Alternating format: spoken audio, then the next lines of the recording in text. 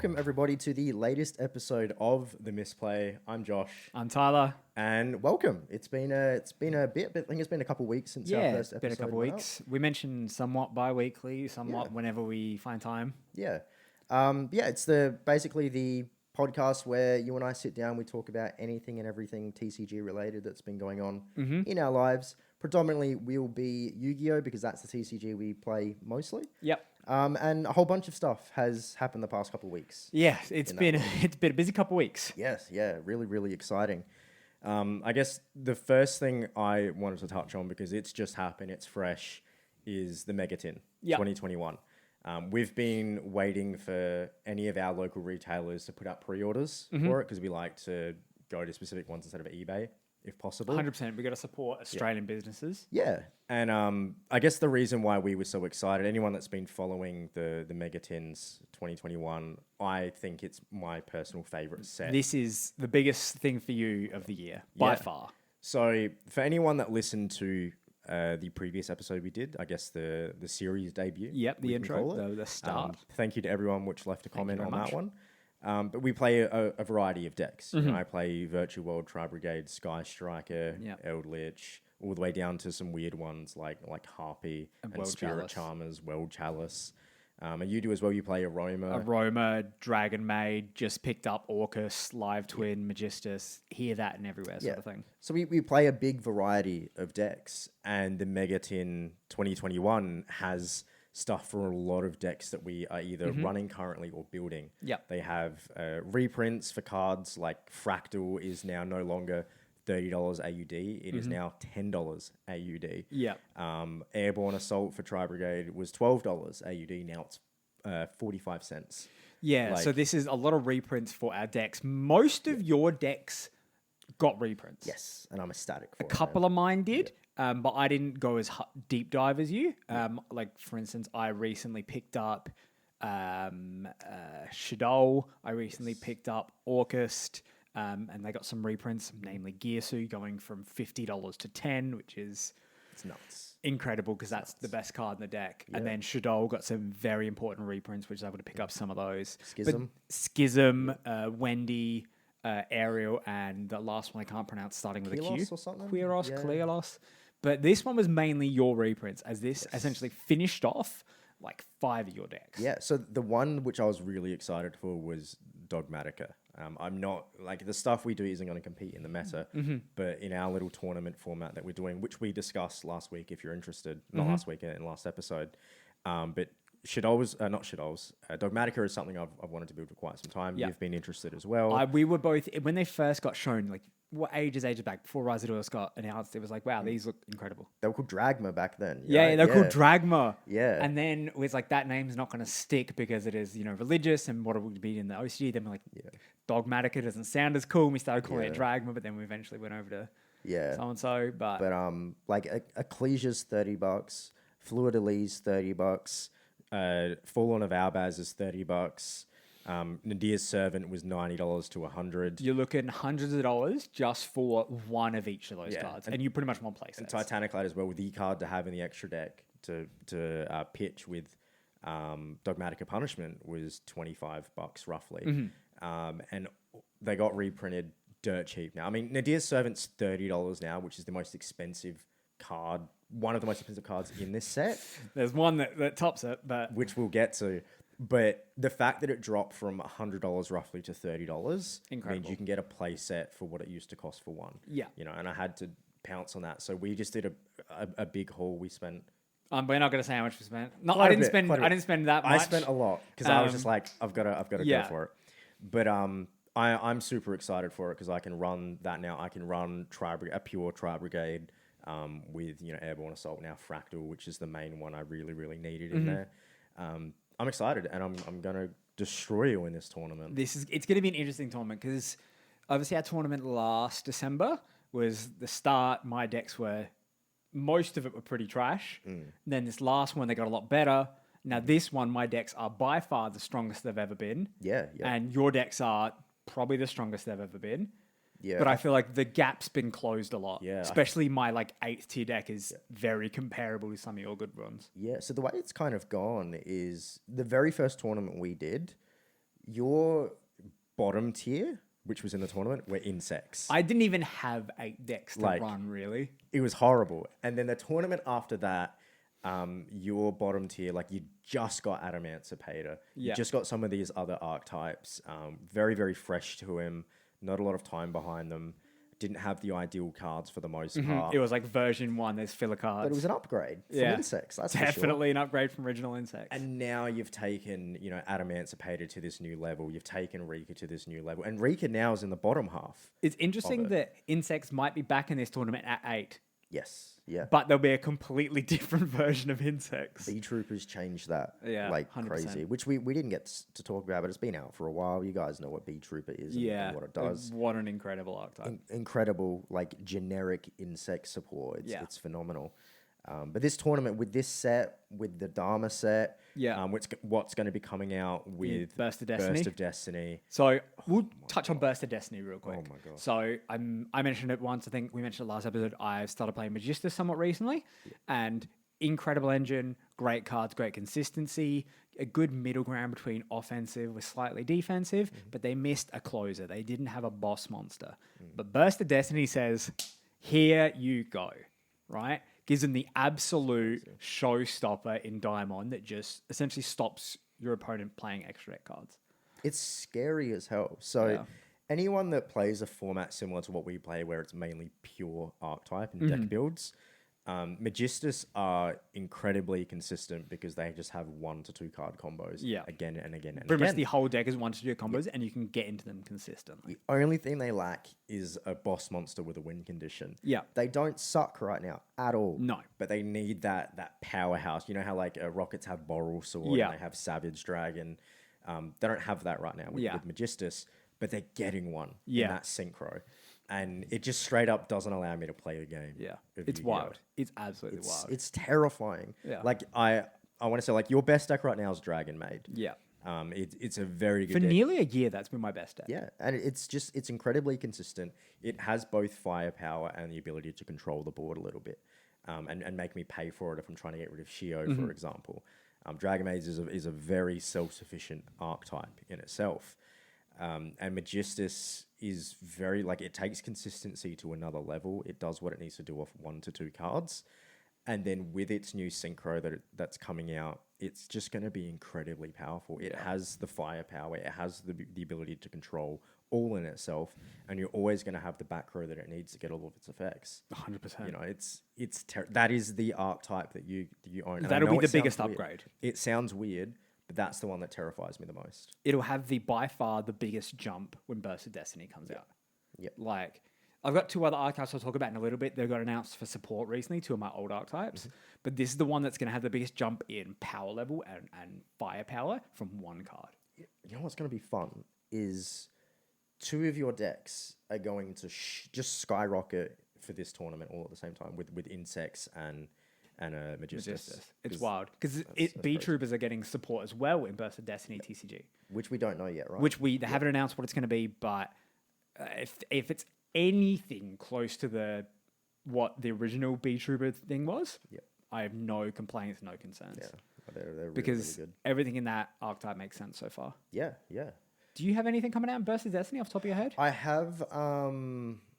There's some stuff which is coming like Rockets, or I guess more Borreload is getting support. But nothing I really want to run. Dual Wield. There's Dual Wield, which is okay. I'm very skeptical when it comes to ritual monsters. Yeah. Unless it's the Necrol's archetype, which is very consistent. There are like 1 or 2 rocket cards specifically in Burst of Destiny, which I'm actually very excited for. Like one, I think is just a generic level 4 Dark Dragon that just special summons itself. Like perfect, cool. Just throw it in. Yeah. Throw it in. So that's going to be a playset easily. I don't think it's going to be very expensive. I see by that time, hopefully Dragon Link kind of falls out even more. So, you know, Rocket Tracer drops even more. Yeah. Things like, because it's still expensive. It's still just ridiculous. for 1 card. I don't know if it's Burst of Destiny, but I know Reptilians are coming around. I think that's Burst of Destiny. Is it Burst of Destiny? Okay, because I'm excited to build Reptilians with Ogdoadic. I'm going to look up Burst of Destiny real quick, just in case there's any like we've forgotten. Because I feel like I had more and you have more. I feel like I had more because I know I was excited for it. And I probably should have took notes while I was on the toilet, but admittedly that's my Probably. fault. But I know that was an exciting set because there was one set coming out beforehand. Was it like the one with the Karibo boys on it? The Karibo squad. Yeah, that's like Yeah. one of those side sets. That I'm not excited for. No. Like there's like one card in there which I kind of want. So Burst of Destiny obviously has Sword Souls, Which are gonna be Ice pricey. Jades, Yep. a couple Despias, which got announced today. Flunderies got the new Oh, English name. It's like yeah. Fluanderies. Fluanderies. Yeah, Reptilians are in this. Magikey, you'll be able to finish up Magikey. Yeah. Penguins are in this. Oh yeah, so Magic Key was the big one. So you'd be able to Magistus are finish getting that. the Synchro, which gives it its win condition. Magic Key also get its winning condition with its Synchro. They also get an Xyz monster in there as well, I believe, which is okay. But like I love the Magic Key archetype. It has a lot of potential. I feel like this is the first time an archetype has come out that's properly utilized normal monsters. Yeah. Instead of just like the World Chalice ones, for example, you get them on the field and then they're gone. You know, and that's never really fun. You want something that's going to utilize you actually having normal monsters. And Magic Key does that very, very well. You get additional effects. You get to pop stuff. You get protection. You get to send stuff to the graveyard. It's really fun. And the boss monster Synchro allows me to basically just destroy monsters on the field. Allows me to set a trap directly from the deck. You know, and it's generally going to be Magic Key locking, which is the Omni Negate, I believe. Yeah, which never really Never a bothers bad us. thing if you can set it right Yeah. away, right? Like I'm excited for it because it's the strongest monster in the extra deck, I believe. It's the one that adds consistency, and it's the one with the most firepower. Just like your Magistus one, Yep. Daimon, is it? Yep. Like it just adds so much firepower to it and kind of finishes it off. Two more things. It's Live Twin getting their boss monster. The Link, right? Yeah, that Link 4, which might talk about Live Twin a little bit here. And then there was one more which I just had in my mind, but I forgot. But Live Twin is one I got the cards in for this week. Tested a little bit. It's one that I tested. I got really interested in. I was interested in it from the beginning due to the art and just the unique style of it. But it's a weird archetype. We've had lots of conversations about it. Yeah, it's been one which has been in discussion for a while. Like, so we ran it today because you finally had a couple of the links to run in the extra deck. And very quickly you could see that without, a place, if you're running it pure, that is, if you don't run a place set in there, you're going to go through resources like crazy and then you and can't so play. and because the links are getting pricier and pricier constantly, I've only got one of each, and it's like, well, how expensive is this deck going to be? You know what I mean? I thought it was going to be a cheaper one, but no, it's getting up there because you essentially need a play set of each of the links. So I don't know. You've also got Earth's Arctic Drytron coming out in Burst of Destiny. The field spell. I don't think I want it. I don't I'm think I going to do be either. like, It's the weirdest crossover. it's so weird, man. Because I think we texted each other almost at the same time when Yeah. that got announced. I'm like, what is this? Yeah. Like, we still have the deck core for Earth's Arctic. If anyone wants to If buy anyone, it, if please. anyone wants to buy any of our old decks we've played, Karakuri, a bunch of other crap. Message us though, because I've been banned from eBay for no freaking reason. It's so Yeah, frustrating. we'd have to do it privately, but Yeah. we've got a bunch of decks. We might put a video up at some point doing some there's decks quite we're a selling. bit, but that's a weird crossover which is coming out. I really didn't see that happening.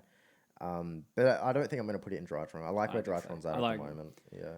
Two ones I want to touch on real quick are two old decks close to my heart. Two of the first decks I ever started. The first deck I ever played got announced, support announced recently for the set after Burst of Destiny. That is Ghostrick, the first deck I ever played, one of the closest to my heart ever, and Vampires. Yep. I think it's Chaos Battle, is it? What? Is it the set that it's coming out in? Oh, Is it I don't Chaos even Battle know or the something? name of It's it. something like that. It has But- one of the Black Luster Soldier boys on it. Incredible support for both of them. Yeah. And I've been waiting for Ghostrick support since Fairy came out. And then we saw Jack in the Hand, and I'm like, this is a joke. This is a joke. That card name in itself. It was fake support, and then it was crap. And then we get a link. Ghostrick's with a link. Yeah.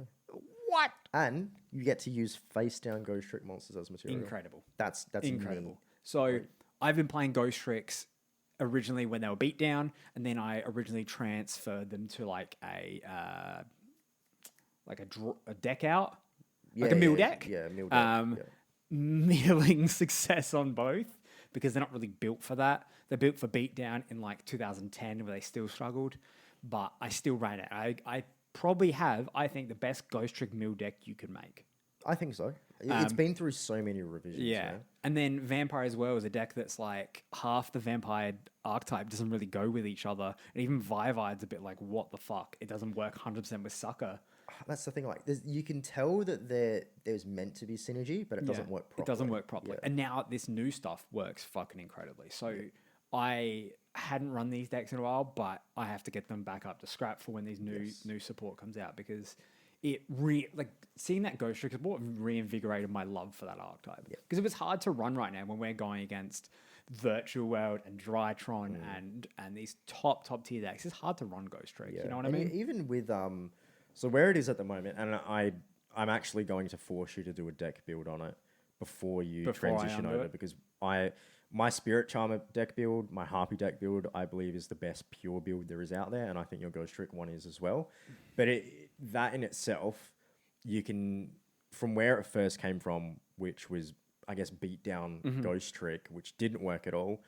This path that it's taken with its mill build doesn't resemble Ghostrick too much, as much as you'd love it to. It's just a mill build essentially that happens to have Ghostrick cards. Yeah, that's kind of what it feels like at times, where it's the milling doing the winning, not the Ghostrick archetype. So I'm really excited personally to see it hopefully compete down in the tournament at some point. LL Cool J. Don't call it a comeback. It's been here for years. But that's really the support that I'm waiting on the most. I know Megatin's a big thing for you, can finish your decks. For me, it's like that new support I'm waiting on. Yeah, I know that Dracula XCs you got, and I already messaged you, that is the coolest art in the entire game. You say that about every second archetype. This is the coolest archetype, man. I swear. Look it up. Everyone look up the new Dracula XCs. Essentially, Vivide is just Dracula. You said it's like he digivolved. Yeah, essentially. It looks so damn And cool. speaking of Dracula, Castlevania got fucking re-released. Of Sorrow? Aria of Sorrow. Aria of Sorrow. Just in time, go play Aria of Sorrow and play Vampires. Also, let us know, because at the same time, Bayonetta 3 got announced. Yeah, Bayo 3. Bayo 3's redesign, I think it's the best one. 1, 2, or 3, which is your favorite design? Mine's 1, his is 3. I loved 1, then number 2 came out, and I love that more, and now I love 3 the most.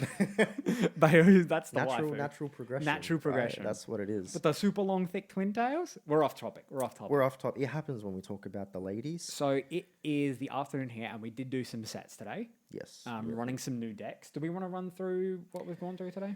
Yeah, real quick. We talked about Live Twin. Live Twin's rough. Yeah. And I guess before we get into the sets we were doing today, before we wrap up, you mentioned, because you said that the Live Twin cards were kind of expensive. I know they're not. They're about $15 to $16 each. That is not expensive.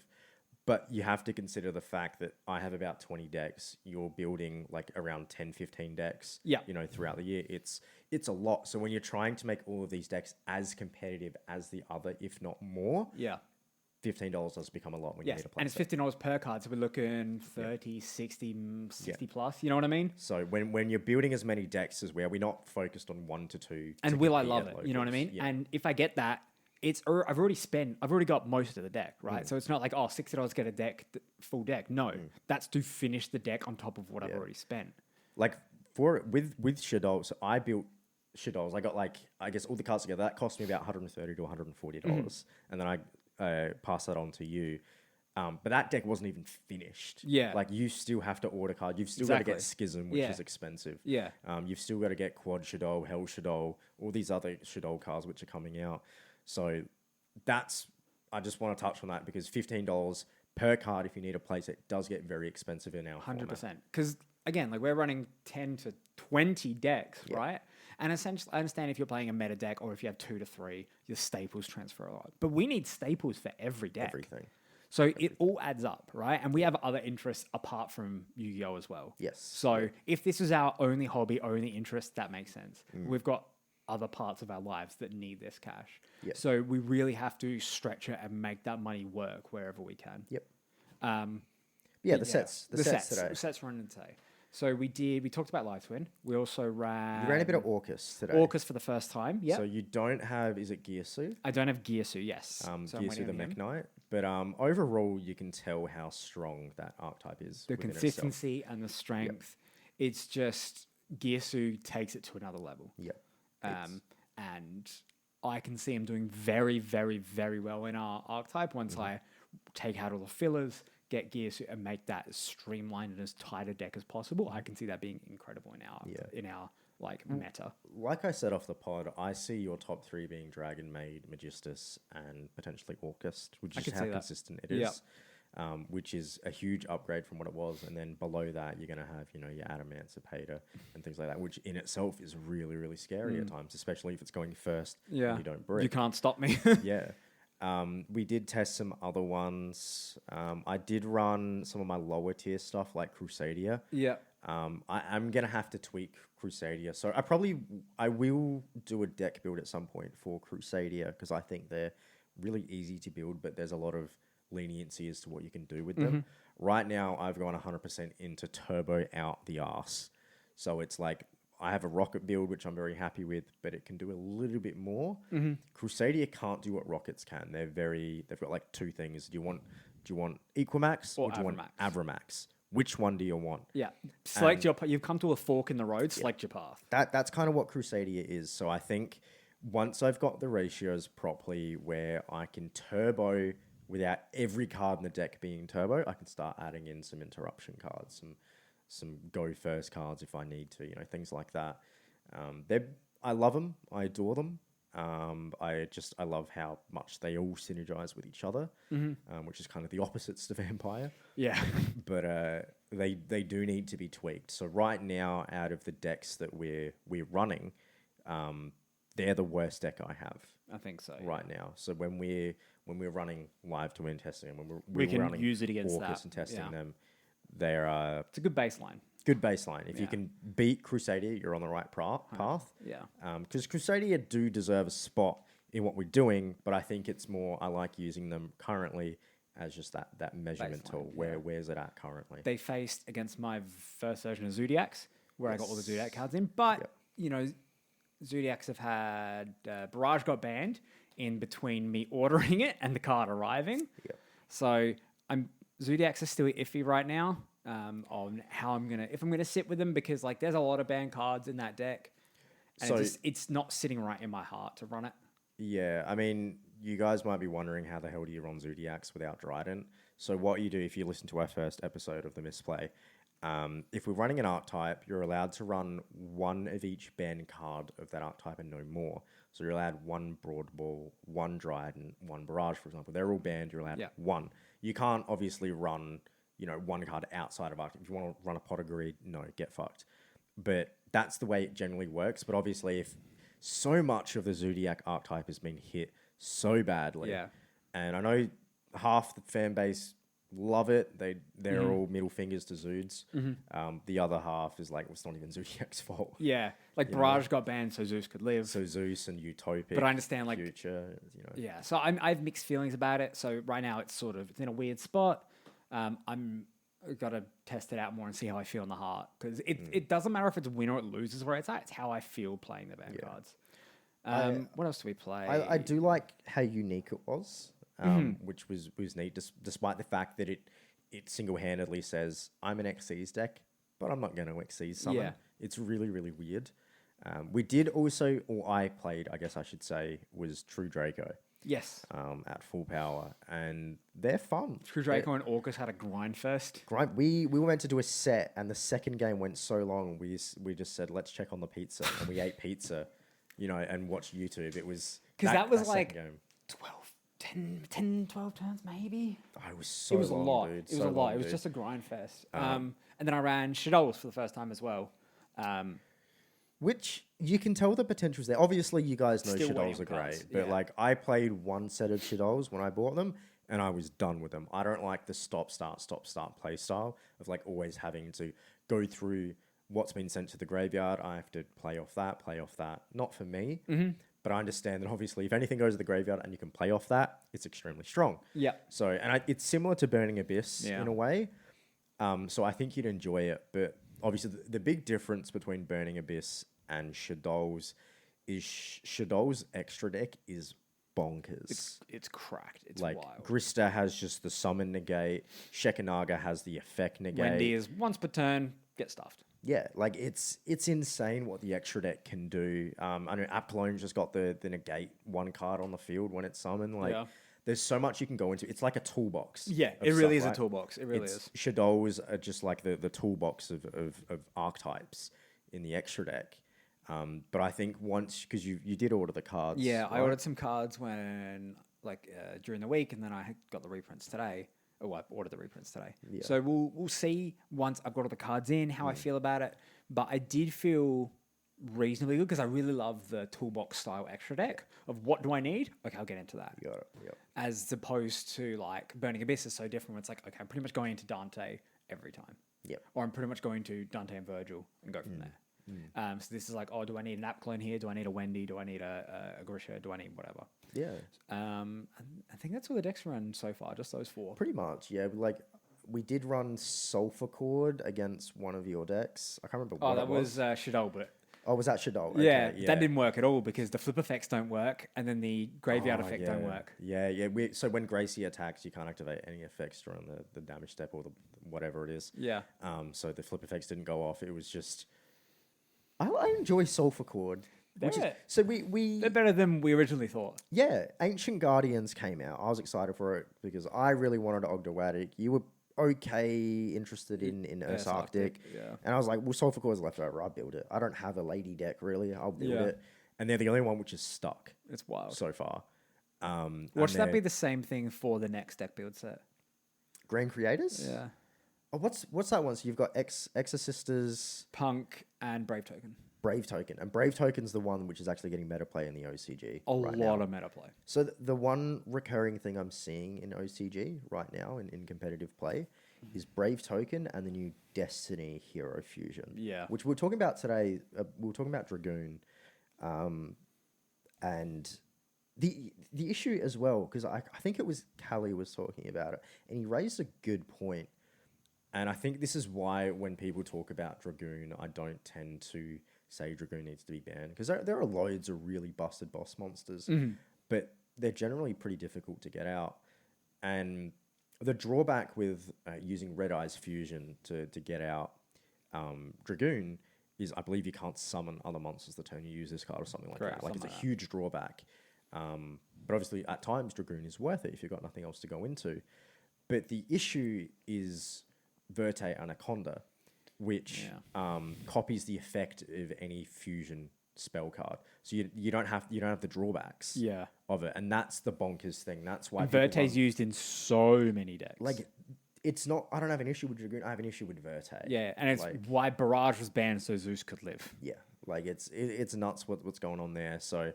But I know this new Destiny. I think it's a Destiny Hero. It is Destiny Hero, yeah. Really good. It's like ridiculous. that's topping stuff. It's a reason to play Destiny Hero if you're us. Yeah.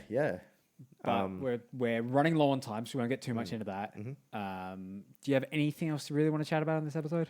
No, it's just we'll keep running some more sets. I guess if you guys had any deck builds that you wanted to see, the last one I uploaded was Time Thief.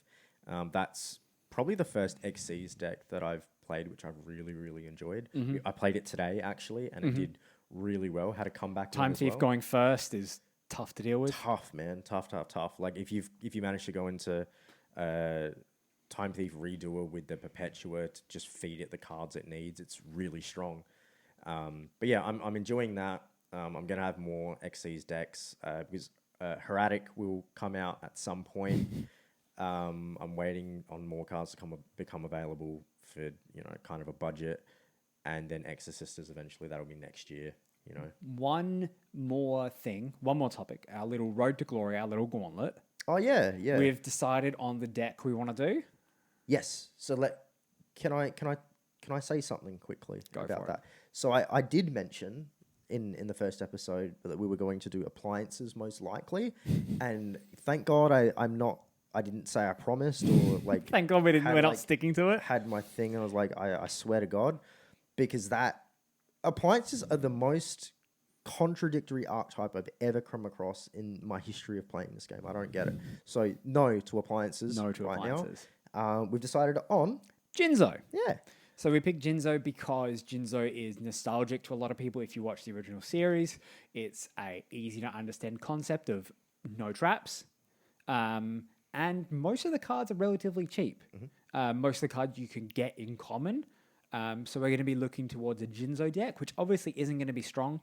But it's something we can build on, we can work. It's easy to understand for new players. It's easy to understand for veterans.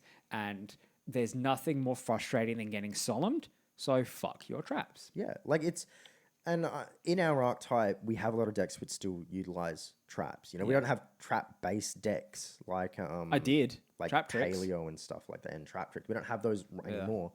But right now we do have, you know, we've got the Solemns. Shadows are now going to have the Shadow Schism. Yeah. Now you can't use that. Yeah. You know, the best card in the deck, you know, Some of arguably, Rika's best cards are traps. You can no longer use them when you've got Jinzo Orcus on the Crescendo, field. stuff like that. Yeah. And there's some neat things, you know, Jinzo cards can take one of your cards, get rid of it, and you get advantage off of that. There's potential there. It's machine as well. There's so much generic machine generic support. machine support's incredible. So this is a deck we're going to be building over the next couple of weeks, and once we'll do a version 1 deck build video, run some sets, and we go from there. Yep, and it'll start against our lower tier stuff, so it'll verse the Crusadia. It might even verse stuff worse than that. It might verse my current vampires. It might verse... We might actually bring out my old Karakuri deck. Oh my gosh, those aren't even in sleeves right now. Yeah, but they were so bad, we might bring them out to face them. As this is the absolute baseline. If you can't even beat this, you can't even face Crusadia. Yeah, I like that. Like bring back some of the old school stuff. Bring back out Warrock. Warrock, baby. We both knew Warrock was going to be it. I suggested to you, after I whinged about how shitty Appliancer was, I was like, how about Warrock? We already have Warrock, because you had them, and then you're like, nah, this sucks. So shit to play. And you told me I refused to touch It Warrock. wasn't fun. Regardless of whether it was good or bad, there was no fun there. Yeah, I wonder how fun Jizno's going to be when it's like, can't do traps, your turn. Got a 4-star, you can't do traps. There's my Jizno, good luck. Yeah, but look, it'll be more fun than Warrock. Yeah, but that's it. That's something, that's the big project we've got working on. So obviously, look forward to the deck builds, recommend deck builds, look forward to the next episode of the Misplay. If you've got anything you want us to discuss, any news which we've forgotten about, let us know. Drop We in the read comments. all the comments. Yeah, all the time. I respond to You all respond the to comments. 99% of them. Yeah, absolutely. And yeah, let us know what you think. And if you're excited for Jinzo, let us know. And you know, we're all, you know, we jizz for Jizno. We jizz for Jizno. I'm gonna that's get the printed. title. Get that We printed. jizz for Jizno. Not even Jinzo. Bye. Bye.